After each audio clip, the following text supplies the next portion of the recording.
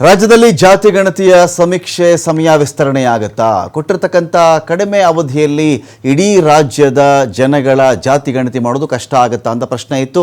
ಇಲ್ಲ ನಾವೇನು ನಿಗದಿ ಮಾಡಿದ್ದೀವಿ ಅದೇ ಅಂತಿಮ, ಅದರ ಒಳಗಡೆನೆ ನಾವು ಇಡೀ ರಾಜ್ಯ ಪೂರ್ತಿ ಜಾತಿ ಗಣತಿಯನ್ನು ಮಾಡಿಬಿಡ್ತೀವಿ ಅಂತೇಳಿ ಸರ್ಕಾರ ಒಂದು ಕಡೆ ಹೇಳ್ಕೊಂಡು ಬರ್ತಾ ಇತ್ತು.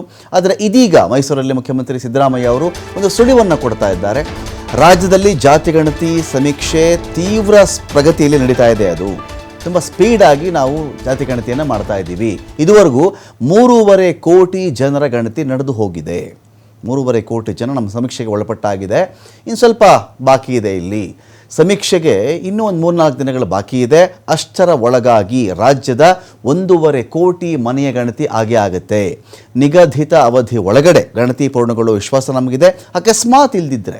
ಅಕಸ್ಮಾತ್ ಕಂಪ್ಲೀಟ್ ಆಗಲಿಲ್ಲಪ್ಪ, 7 ಕೋಟಿ ಜನ ಕವರ್ ಆಗಲಿಲ್ಲ, ಆಗ ಆವತ್ತಿನ ಸ್ಥಿತಿಗತಿ ನೋಡ್ಕೊಂಡು ನಾವು ತೀರ್ಮಾನವನ್ನು ಮಾಡ್ತೀವಿ.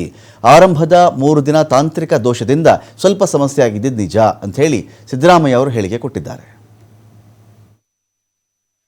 ಈಗಾಗಲೇ ಇಲ್ಲಿವರೆಗೆ 3 ಕೋಟಿಗಿಂತ ಜಾಸ್ತಿ ಜನಸಂಖ್ಯೆ ಸರ್ವೆ ಆಗಿದೆ. ಸೊ 7ನೇ ತಾರೀಕಿನವರೆಗೂ ಮಾಡ್ಬಿಡ್ತಾರೆ. ಎಕ್ಸ್ಟೆಂಡ್ ಆಗುತ್ತೆ ಸರ್ ದಿನ 7ನೇ ತಾರೀಕು. ನೋಡೋಣ, ಈಗ 7ನೇ ತಾರೀಕು ಒಳಗಡೆ ಮುಗಿಸ್ತಾರೆ ಅಂತಕ್ಕಂಥ ವಿಶ್ವಾಸ ಇದೆ ನನಗೆ. ಇವತ್ತಿನವರೆಗೆ ನಿನ್ನೆವರೆಗೆ 3 ಕೋಟಿ ಚಿಲ್ಲರೆ ಆಗಿದೆ. ಸುಮಾರು 80 ಲಕ್ಷ ಮನೆಗಳಿಗಿಂತ ಜಾಸ್ತಿ ಆಗಿದೆ. ಸೊ ಒಟ್ಟು ಇರ್ತಕ್ಕಂಥದ್ದು 1,80,00,000 1,80,00,000 ಮನೆಗಳು. ಮೊದಲೇ 2-3 ದಿನ ನಡೀಲಿಲ್ಲ ಸರಿಯಾಗಿ.